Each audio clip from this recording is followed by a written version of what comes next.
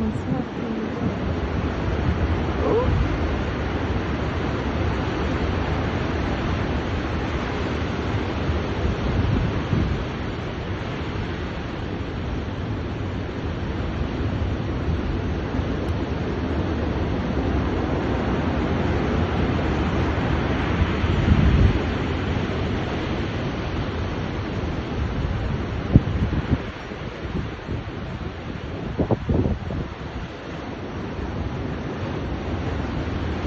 Так я и память могу засирать, а потом все удалить могу.